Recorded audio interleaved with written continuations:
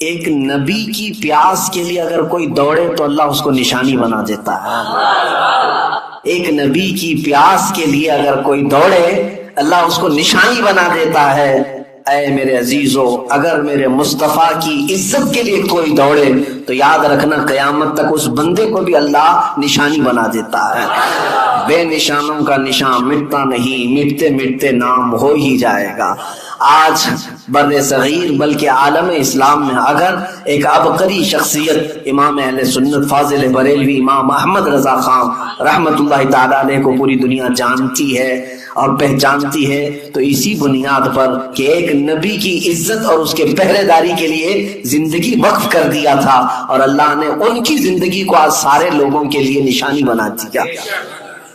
میں اللہ کی نشانیوں میں سے جو نشانیاں ہیں اس کو یہ سمجھ کر کے آیا کہ اب ہمیں اللہ تعالی کی نشانی اگر بننا ہے تو میرے عزیزو نبی کی عزت اور ان کی محبت کے لیے دوڑ لگانا ہوگا۔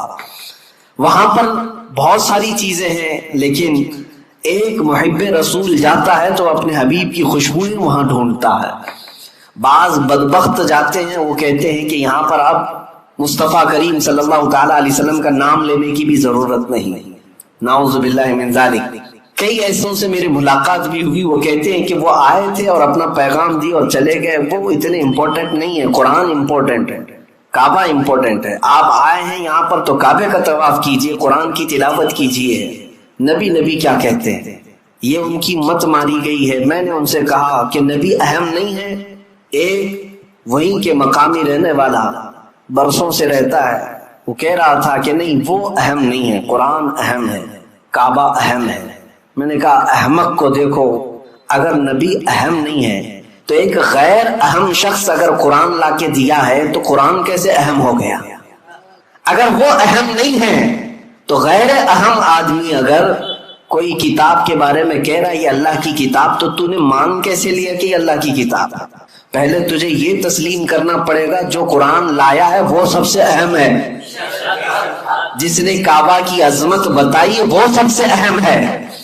اگر وہ عظمت نہ بتاتا تو ہمیں کیا پتا، اگر وہ قرآن کے اوراق ہمارے سامنے تلاوت نہ کرتا تو ہمیں قرآن کیا پتا۔ اس لیے میرے عزیزو ہمارا معاملہ تو یہی ہے جو امام اہل سنت فاضل بریلوی نے فرمایا ہے کہ طیبہ نہ صحیح افضل، مکہ ہی بڑا ظاہر، ہم عشق کے بندے ہیں کیوں بات بڑھائی ہے۔ اعلیٰ حضرت فرماتے ہیں کہ اے لوگو، تم نے تو ابھی نبی پاک صلی اللہ علیہ وسلم کی عظمت کو دیکھا ہی کیا ہے؟ اگر دیکھنا ہے تو آؤ خانے کعبہ کے پاس اور کعبے کو توجہ سے دیکھو تو پتہ چلے گا، غور سے سن تو رضا کعبے سے آتی ہے صدا، میری آنکھوں سے میرے پیارے کا روزہ دیکھو، حاجیو آؤ شہنشاہ کا روزہ دیکھو، کعبہ تو دیکھ چکے کعبے کا کعبہ دیکھو۔ عزیزان گرامی وقار، وہاں پر ہم نے حضور پاک صلی اللہ تعالی علیہ وسلم کی نشانیاں اور حضور کی خوشبوئیں ڈھونڈنے کی کوششیں کی ہیں۔ توجہ چاہتا ہوں، صفا اور مروہ کو اللہ تعالیٰ نے کیا فرمایا؟ اللہ کی نشانیاں ہیں۔ توجہ ہے میری طرف؟ میں کچھ چیزیں سمجھا کر کے جاؤں گا، اللہ جلد آپ کو حج نصیب فرمائے اور خانہ کعبہ اور مدینہ طیبہ کی حاضری ہو تو میری یہ باتیں آپ کے کانوں میں گونجتی رہیں کہ دیکھنا ہے تو ہمیں کیا دیکھنا چاہیے۔ صفا مروہ ضرور دیکھیں، لیکن یاد ضرور کریں کہ نبی کے لیے دوڑ لگانے کی وجہ سے 3000 سال بھی گزر جائیں تو وہ پرانا نہیں ہوتا، نہ حضرت حاجرہ کی یاد پرانی ہوتی ہے۔ اب میں آگے اور ایک بات عرض کرتا ہوں۔ اللہ تعالیٰ فرماتا ہے وَاتَّخِذُوا مِن مَّقَامِ إِبْرَاهِيمَ مُصَلًّى۔ کعبے کے سامنے آج بھی گولڈن کلر کا ایک چھوٹا سا مینار دیکھتے ہوں گے جس کو مقام ابراہیم کہتے ہیں۔ مقام ابراہیم کیا ہے؟ اس میں ایک پتھر رکھا ہوا ہے جس پہ حضرت ابراہیم علیہ السلام کے دونوں پیروں کے صاف نشان ہیں، صاف نشانیاں ہیں۔ وہ پتھر آج بھی محفوظ ہے، اور قرآن میں اللہ فرماتا ہے مقام ابراہیم کو اپنی نماز کی جگہ بنا لو۔ جو بھی حاجی، جو بھی ایک معتمر عمرہ کرتا ہے، طواف کے بعد مقام ابراہیم کے پاس آ کر کے 2 رکعت ضرور پڑھتا ہے۔ وہاں پر 2 رکعت پڑھنے کا حکم ہے۔ کعبہ سامنے ہے لیکن اللہ فرما رہا ہے مقام ابراہیم کے پاس مقام ابراہیم کے پاس پڑھو 2 رکعت. قرآن کی آیت میں بتا رہا ہوں وَاتَّخِذُوا مِن مَّقَامِ إِبْرَاهِيمَ مُصَلًّى، اپنی نماز کی جگہ بناؤ مقام ابراہیم کو. اب ہم نے محسوس کیا، تحقیق کیا تو سارے لوگوں کی زبان پر ایک ہی بات جاری، اور وہاں پر بھی جا کر کے آپ پوچھیں گے، کچھ لوگ اس کے ارد گرد کھڑے بھی رہتے ہیں محافظ کی حیثیت سے، کچھ پولیس والے اور کچھ لال دوپٹے والے. وہ لوگ جب بھی آپ سوال کریں گے تو یہی کہیں گے کہ یہ پتھر ہے جس پر کھڑے ہو کر کے ابراہیم علیہ السلام نے کعبے کی تعمیر کی. اور ظاہر سی بات حقیقت ہے، تاریخ بھی ہے. وہ پتھر کی ایک تاریخ یہ ہے کہ ابراہیم علیہ السلام اس پتھر پر کھڑے ہو کر کعبے کی دیواریں بلند کرتے تھے. دیوار جتنی بلند ہوتی تھی پتھر بھی اونچا ہو جاتا تھا. جب ابراہیم علیہ السلام کو اترنا ہوتا تو پتھر چھوٹا ہو جاتا تھا. وہ فلیکسیبل سیڑھی کی طرح تھا، خود اونچا ہوتا تھا اور خود نیچے ہو جاتا تھا. اب یہ پتھر ابراہیم علیہ السلام کی خانہ کعبہ کی تعمیر کرنے کی نشانیوں میں سے ایک نشانی رکھی گئی ہے، محفوظ ہے. تو میں آپ سے پوچھتا ہوں، کیا وہ پتھر اتنا افضل اسی لیے ہے کہ اس پر کھڑے ہو کر ابراہیم علیہ السلام نے کعبے کی تعمیر کی؟ میرے عزیزوں، مشہور تو یہی ہے، لیکن عشق والوں کی زبان سے پوچھیں تو ان کی تحقیق میں ایک اور باب کا اضافہ بھی ہوتا ہے. فرماتے ہیں مفسرین کہ اس پتھر کی ایک یادگار اور بھی ہے. صرف کعبے کی تعمیر نہیں ہوئی اس پتھر پر کھڑے ہو کر، بلکہ جب خانہ کعبہ کی تعمیر مکمل ہوئی تو اس پتھر پر کھڑے ہو کر ابراہیم علیہ السلام نے ایک دعا کی تھی، ربنا وبعث فیہم رسولا من انفسہم یتلو علیہم آیاتی وَيُزَكِّيهِمْ وَيُعَلِّمُهُمُ الْكِتَابَ وَالْحِكْمَةَ إِنَّكَ أَنْتَ الْعَزِيزُ وَيُعَلِّمُهُمُ الْكِتَابَ وَالْحِكْمَةَ وَيُزَكِّيهِمْ إِنَّكَ أَنْتَ الْعَزِيزُ الْحَكِيمُ. ابراہیم علیہ السلام نے اس پتھر پر کھڑے ہو کر یہ دعا کی، اے ہمارے رب، یہاں پر بسنے والوں میں سے ایک رسول پیدا فرما، ایک رسول پیدا فرما جو لوگوں کے دلوں کو صاف کرتا ہو اور کتاب و حکمت کی انہیں تعلیم دیتا ہو. مولا بے شک تو حکمت والا اور غالب حکمت والا ہے. ابراہیم علیہ السلام نے اس پتھر پر کھڑے ہو کر کے دعا کیا کی تھی؟ اے اللہ ایک رسول پیدا فرما. اب میں آپ کو بتاتا ہوں، پوری تاریخ میں ابراہیم علیہ السلام سے لے کر آج تک تقریباً 4000 سال کے عرصے میں مکہ میں سوائے میرے مصطفیٰ کے کوئی اور رسول نہیں پیدا ہوا، کوئی اور رسول نہیں آئے. ابراہیم علیہ السلام نے دعا کی تھی. ابراہیم علیہ السلام اس پتھر پر کھڑے ہو کر دعا کیے تھے. آپ کی دعا کے نتیجے میں تقریباً 2000 سال کے بعد یا 1500 سال کے بعد اگر اس مکے میں کوئی جلوہ فگن ہوا تو وہ آمنہ کا لال پیدا ہوا، تاجدار کونین رحمت عالم مصطفیٰ کریم صلی اللہ علیہ وسلم اس مکہ میں تشریف لائے. اور اتنا ہی نہیں کہ میں یہ صرف اور صرف قیاس آرائیاں کر رہا ہوں، بلکہ خود میرے آقا نے فرمایا، اے لوگوں تم جانتے ہو میں کون ہوں، تم جانتے ہو میں کون ہوں. اور لوگوں سے کہا سنو، عیسیٰ علیہ السلام جس کی بشارت دیتے تھے اور ابراہیم علیہ السلام جس کے لیے دعا کرتے تھے، میں وہی رسول ہوں. تو اب میں آپ کے ذہن کو قریب کرتا ہوں. اس پتھر کی عظمت کا معاملہ اب اور بدل گیا.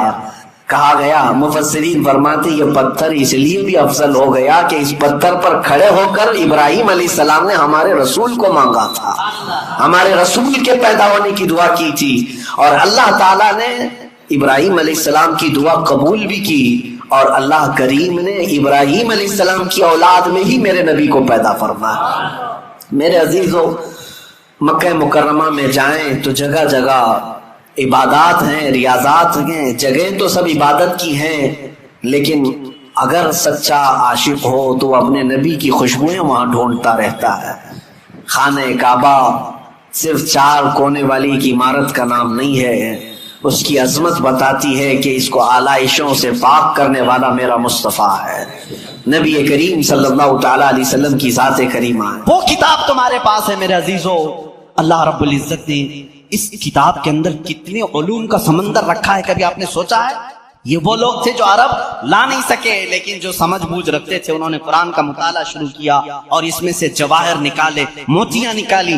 اب مختصر میں ذکر کرتا چلا جاؤں گا. سارے علوم قرآن میں ہیں، میں اس کو کالج کے جو اسٹوڈنٹس ہیں یا جو پروفیسرز ہیں یا جو لیکچرر ہیں یا جو ڈاکٹرز ہیں انجینئر ہیں جو بھی ہیں وہ آج میری اس تقریر کے مخاطب ہیں. سنو, قرآن پاک میں وہ علوم جس کی ایجاد آج کے زمانے میں کہی جاتی ہو, میں 14 صدیوں پہلے کی ان آیات میں تمہیں واضح بتا سکتا ہوں کہ کون کون سے علوم قرآن میں آئے ہیں. آپ نے شاید پہلے دن ہی سنا ہوگا آسٹرونومی, یہ وہ علم ہے جو علم الفلکیات جس کو کہتے ہیں, آسمان کائنات کا علم, کائنات کا علم, آسمانوں میں کیا ہے, گیلیکسی میں کیا ہے اور کیسے دنیا وجود میں آئی, اس علم کے جاننے والے آسٹرونومی کہلائے جاتے ہیں. آسٹرونومی کے بیسک فارمولے قرآن پاک میں ہے.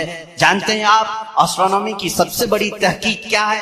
ان سائنسدانوں کی سب سے بڑی تحقیق یہ ہے کہ ایک شخص ہے انگریزوں کا جس کو یہ کہا گیا اسٹیفن ہاکنگ, یہ 1925 کی بات ہے جس نے سب سے پہلے یہ کہا کہ کائنات پھیل رہی ہے.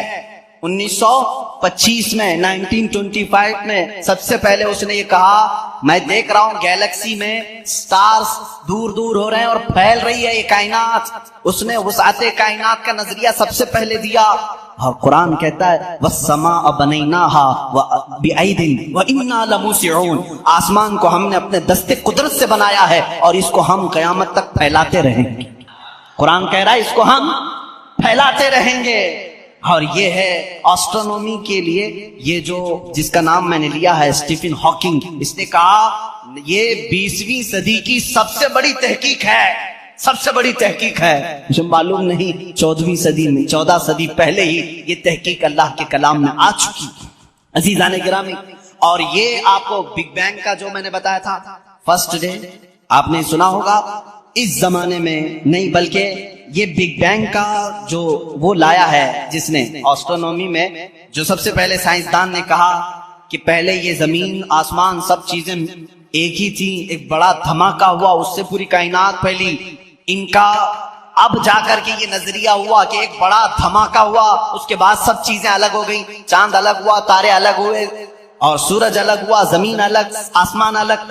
اس تھیوری کو قرآن نے خود بیان کیا ہے. اولم یر الذین کفروا ان السماوات والارض کانتا رتقا ففتقناہما, اللہ فرماتا ہے اے محبوب کیا نہیں دیکھتے وہ کافر اب بھی انکار کر رہے ہیں, زمین اور آسمان ملے ہوئے تھے, ہم نے ان کو پھاڑ کر کے الگ کیا.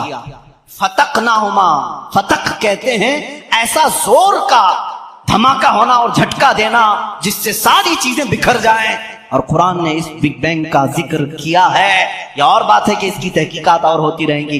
ایسٹرولوجی جس میں علم نجوم ہے اس کے متعلق بھی میں نے بتایا تھا کہ ستاروں کے متعلق بلیک ہول کا تذکرہ سورہ واقعہ میں موجود ہے. اللہ فرماتا ہے لا اقسم بمواقع النجوم, قسم ہے ان جگہوں کی جہاں جا کر کے ستارے فنا ہو جاتے ہیں, اس کو آج سائنسدان بلیک ہول کہتے ہیں.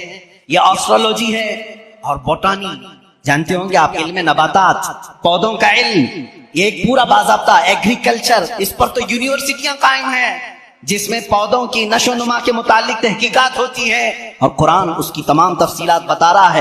وَمِن كُلِّ الثَّمَرَاتِ جَعَلَ فِيهَا زَوْجَيْنِ اثْنَيْنِ, اللہ فرماتا ہے ہر پھل میں ہم نے میل اور فیمیل رکھا ہے. آج کے سائنس کہہ رہا ہے ہر درخت میں میل اور فیمیل ہوتے ہیں. یہ قرآن کے وہ علوم ہے. بوٹانی اس علم کو کہتے ہیں. اب میرے پاس اسٹوڈنٹس ہوں گے کوئی ایگریکلچر کے, درختوں کے, پیڑ پودوں کے معاملات کے سلسلے میں قرآن کی ایک نہیں 10 آیتیں میں تمہارے سامنے پیش کروں گا. اس کے علاوہ زولوجی, ایسٹرولوجی کے علاوہ زولوجی جانوروں کا علم, حیوانات کا علم, اس علم پر بھی آج کروڑوں ڈالر خرچ کیے جاتے ہیں. زولوجی اور اینیملز کے اوپر ریسرچ کیے جاتے ہیں. زولوجی قرآن میں بیان ہے. تمہیں معلوم ہے وما من دابۃ فی الارض ولا طائر یطیر بجناحیہ الا امم امثالکم. ایک سائنسدان ہے, اس سائنسدان کا نام میں تذکرہ نہیں کر رہا ہوں, اس نے سب سے پہلے کہا جانوروں میں بھی انسانوں جیسی کچھ عادتیں ہیں, میں نے ان پر تحقیق کی ہے. اس سائنسدان نے کہا, اور رب تعالیٰ فرماتا ہے زمین میں کوئی جانور ایسا نہیں اور اڑنے والے پرندوں میں کوئی ایسا نہیں, الا امم امثالکم, وہ سب کے سب تمہارے جیسی سوسائٹی رکھتے ہیں, تمہارے جیسی سوسائٹی. ان کے خاندان ہوتے ہیں, ان کے اپنی برادریاں ہوتی ہیں, ایک ہی خاندان کے ساتھ اڑتے ہیں, آتے ہیں, جاتے ہیں. یہ پرندوں کا معاشرتی معاملہ یہ زولوجی کہلاتا ہے, آج کی تحقیق میں ہے اور قرآن میں موجود ہے. قرآن اس بات کو پہلے بتا چکا ہے. صرف پرندوں کی بات نہیں میرے عزیزوں، اس کے علاوہ جو اور بھی اس میں ہے، قرآن پاک میں چونٹیوں کا علم، ایک سائنسدان ہے اس نے کہا ہے کہ چونٹیاں بات کرتی ہیں ایک دوسرے کو، اور یہ سب ایک دوسرے کے کانٹیکٹ میں آ کر کے ہی کام کرتی ہیں۔ اور قرآن کہہ رہا ہے سورہ نمل، پوری چونٹیوں کی آیت سورہ ہے، اللہ تعالیٰ فرماتا حتی اذا اتوا علی واد النمل قالت نملۃ یا ایھا النمل ادخلوا مساکنکم، جب سلیمان علیہ السلام اپنے لشکر کے ساتھ سے گزر رہے تھے تو ایک چونٹیوں کی وادی کے پاس آپ آئے تو اللہ فرماتا ہے چونٹیوں کی جو بڑی سردار تھی اس نے ساری چونٹیوں سے کہا یا ایھا النمل ادخلوا مساکنکم، اے چونٹیوں جلدی جلدی اندر داخل ہو جاؤ، کہیں سلیمان علیہ السلام کا لشکر تمہیں بے خبری میں روند نہ جائے۔ چونٹی بات کر رہی ہے اپنے تمام افسروں کو یا اپنے سپاہیوں کو، اور یہ قرآن کہہ رہا ہے، اور آج اس پر ریسرچ کرنے والے کو بہت بڑا انعام بھی دیا گیا ہے کہ چونٹیاں بات کرتی ہیں۔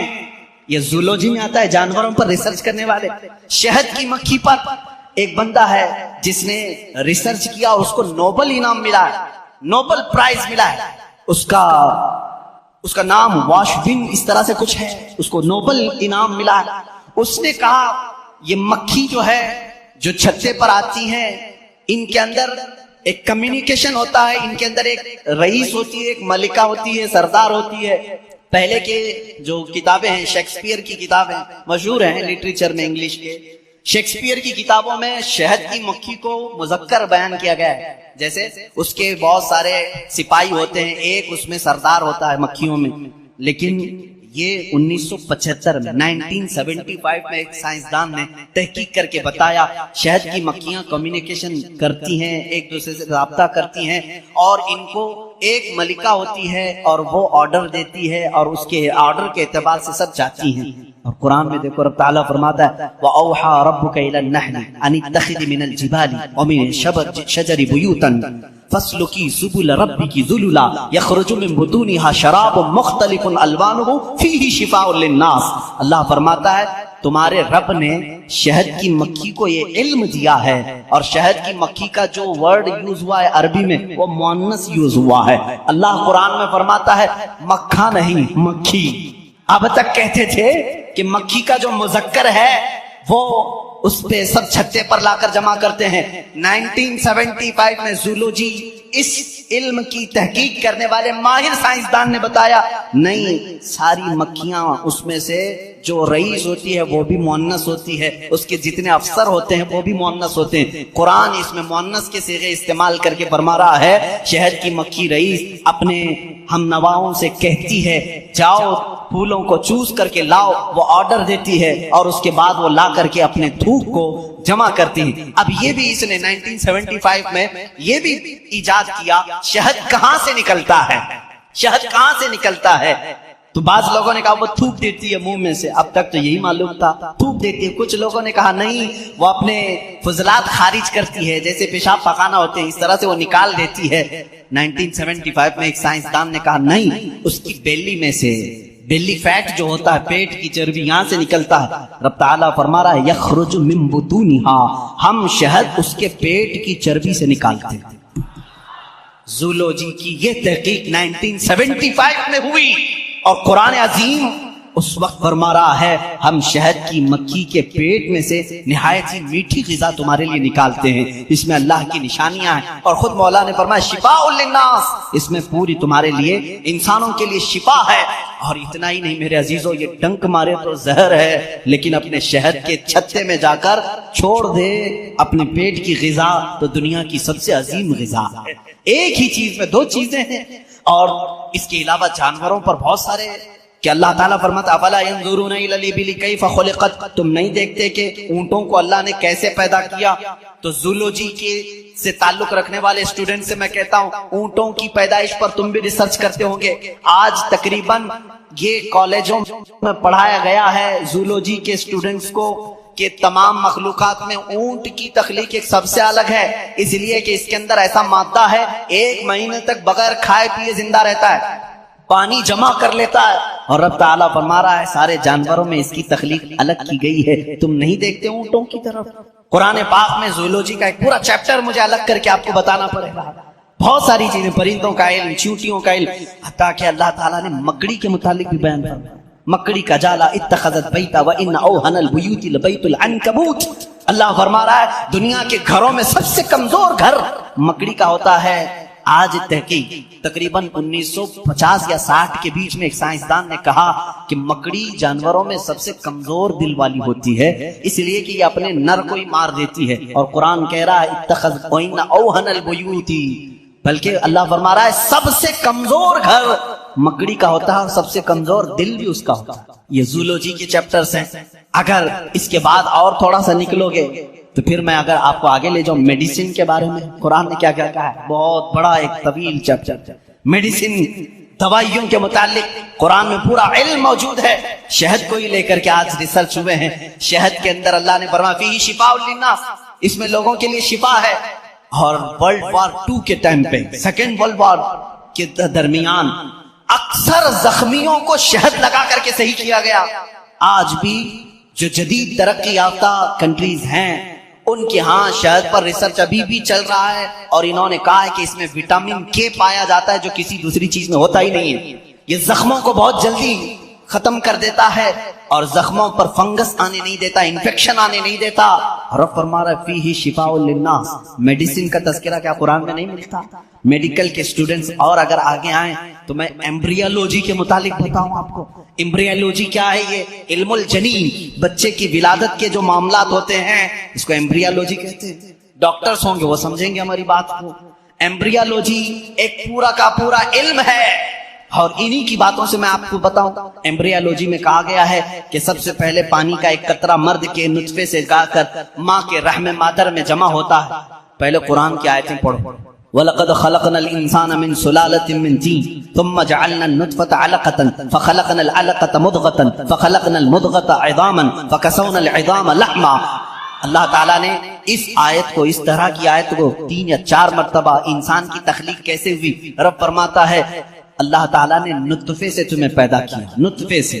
اچھا، میں ڈاکٹر صاحب سے بات ہو رہی تھی، انہوں نے کہا پورا نطفہ جو ہوتا ہے انسان کا، منی جو مرد کی ہوتی ہے، اس میں ایک بار کی منی میں تقریباً 30 لاکھ سپرم ہوتے ہیں، جو جراثیم جس کو کیڑا یہ لوگ کہتے ہیں، جو جا کر کے عورت کے اوم میں، یعنی اس کے بیضے ہوتے ہیں، انڈے ہوتے ہیں، اس میں ٹکراتا ہے اور جا کر کے فکس ہو گیا۔ اگر ایک جراثیم، ایک کیڑا، ایک سپرم کا، تو پھر بچے کی ولادت وہاں سے شروع ہوتی ہے۔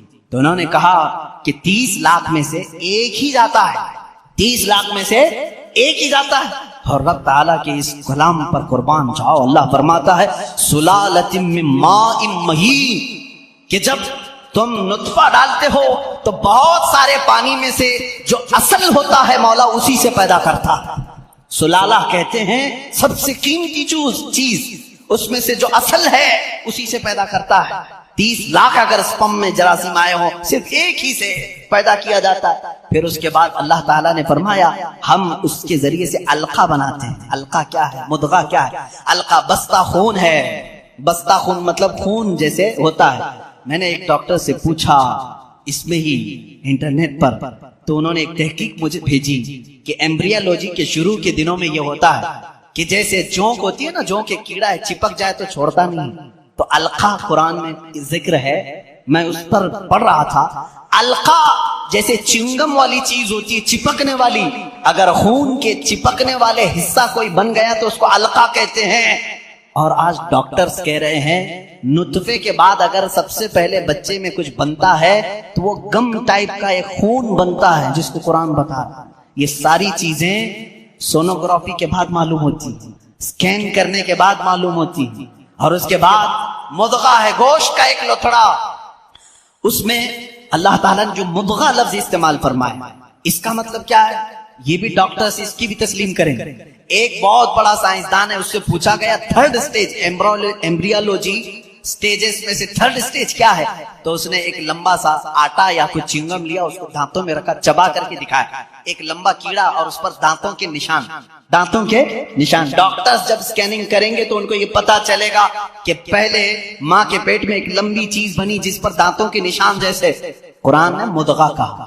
مضغہ کیا چیز ہے؟ جب عربی میں اس کا ترجمہ دیکھا گیا تو ایسی چیز جو لمبی ہڈی ہو اور اس میں جگہ جگہ سے کاٹا گیا، मुदगा उसको कहते हैं, और डॉक्टर्स कुल 100% इत्तेफाक करते हैं कि थर्ड स्टेज में जब ये बच्चे की विलादत आती है तो उसकी सिर्फ रीढ़ की हड्डी बनी होती है जो पीठ पर है, जिसमें जगह जगह गांठ है, ऐसा लगता है जैसे किसी ने किसी चीज को चबाया है।